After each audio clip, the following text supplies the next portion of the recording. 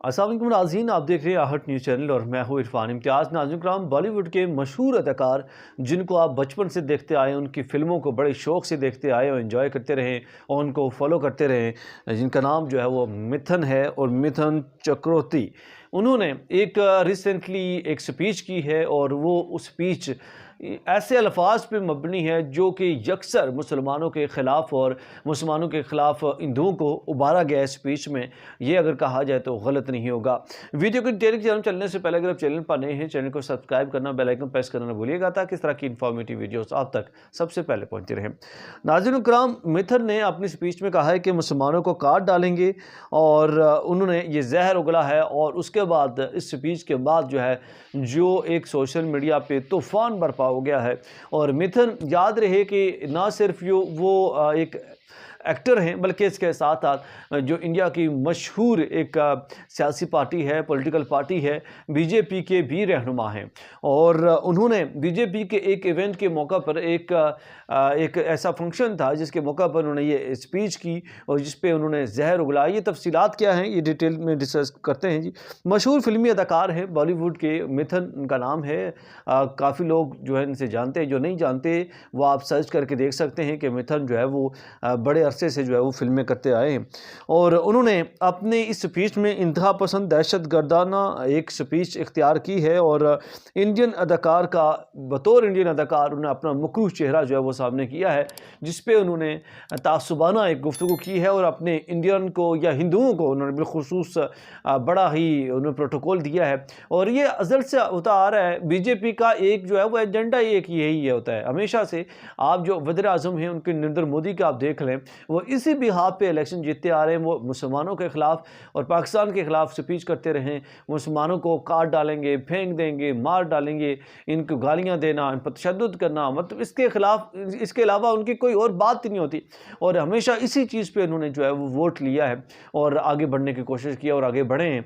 और जिस तरह जो जम्मू कश्मीर के अवाम पे उन्होंने जो जुल्म व तशद्दुद किया है, उसकी मिसाल कहीं नहीं मिलती इससे पहले इंडिया में। और उसी के नक्श कदम पर चलते हुए मिथुन की जो स्पीच है, ये बिल्कुल इससे बीजेपी की पार्टी के रहनुमाओं का एक वो मुकरूह चेहरा सामने लेके आ रही है, वो उनका माइंडसेट सामने लेके आ रही है जो कि बीजेपी के बाकी वज़ीर आज़म समेत बाकी लोग जो है वो करते आ रहे हैं।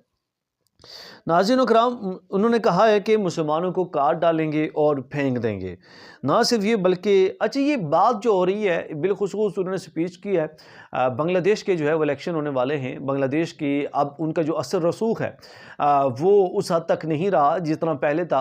और जब से इनकी जो गुज़श्ता ये वज़ीर आज़म हैं, जब वहाँ से वो भाग कर इंडिया गई हैं और उसके बाद चूँकि अब जब तलबा की जानब से एहतजाज का सिलसिला शुरू हुआ, तो अब वो इंडिया की जो ग्रिप है वो वहाँ पे उस तरह की नहीं रही है, जिसके बाद से उनको उनके पेट में, इंडिया के पेट में जो है वो बड़ी सख्त तकलीफ़ है।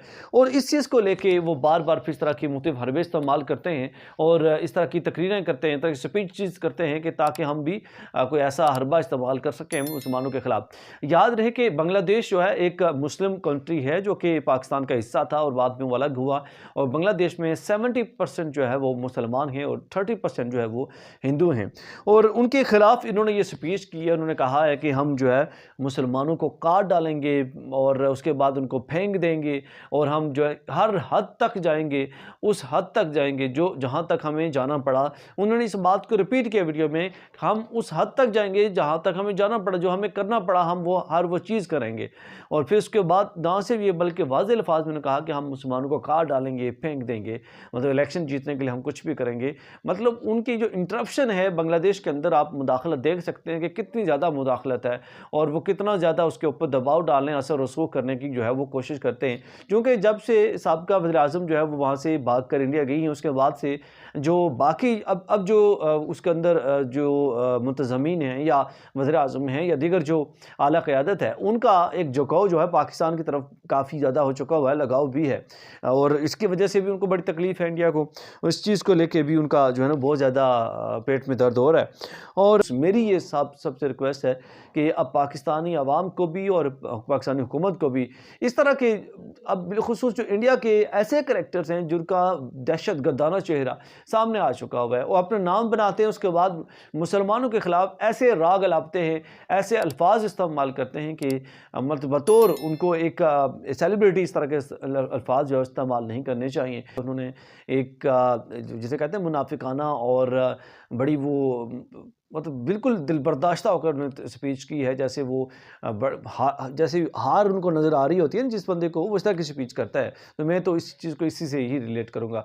आपकी इस वाले से क्या राय है? कमेंट सेक्शन में अपनी राय का इज़हार करना ना भूलिएगा। इजाज़त दीजिए, अल्लाह ने